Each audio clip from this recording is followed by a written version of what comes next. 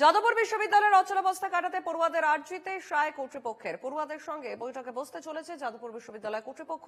বৈঠকে বসতে পারেন যাদবপুর বিশ্ববিদ্যালয়ের সহ উপাচার্য অমিতাভ দত্ত।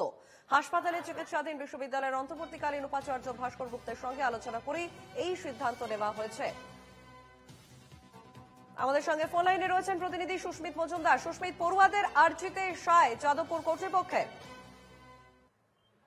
একেবারে দেখো সঞ্চারী, এই যে যাদবপুরের যে অচল অবস্থা রয়েছে সেই অচল অবস্থা কাটিয়ে যাতে সুস্থ স্বাভাবিক পরিবেশে ফেরা যায় সেই কারণে কিন্তু জুটা গতকালই কিন্তু একটি তারা আবেদন জানিয়েছিলেন পড়ুয়াদের কাছে এবং সেই মর্মে উভয় পক্ষই বসতে চাইছেন। তারা চাইছেন অচলাবস্থা কাটিয়ে যাতে একটা সুস্থ মীমাংসা হয়।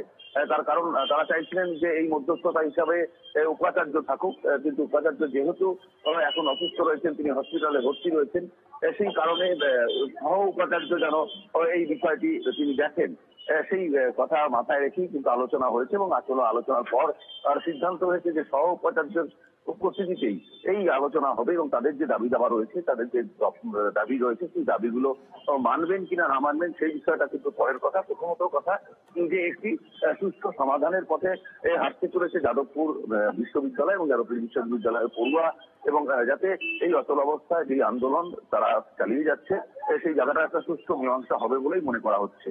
সেক্ষেত্রে বিশ্ববিদ্যালয়ের অন্তর্বর্তীকালীন উপাচার্য ভাস্কর গুপ্তের সঙ্গে আলোচনা করে এই সিদ্ধান্ত নেওয়া হয়েছে যেমনটা জানা যাচ্ছে। সুস্মিত, একেবারে দেখো ভাস্কর গুপ্ত যেহেতু অন্তর্বর্তীকালীন উপাচার্য এবং তার কথার ভিত্তিতেই কিন্তু সমস্ত কিছু হবে যেমনটা জানা যাচ্ছে এবং সেই কারণে তিনি যেহেতু অসুস্থ রয়েছেন, তিনি হাসপাতালে রয়েছেন, বাইপাসের পাশে একটি বেসরকারি হাসপাতালে রয়েছেন, তিনি যথেষ্ট এখন সুস্থ রয়েছেন, চিকিৎসকরা তাকে সুস্থ বলেছেন, তবে এখনো রক্ত সম্পূর্ণভাবে কমেনি, সেই কারণে তাকে হাসপাতাল থেকে রিলিজ করা হয়নি।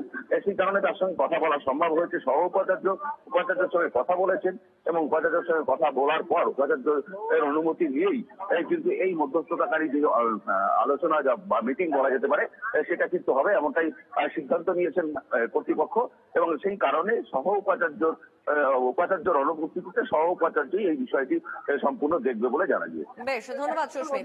আমাদের সঙ্গে ফোন লাইনে ছিলেন প্রতিনিধি সুস্মিত মজুমদার।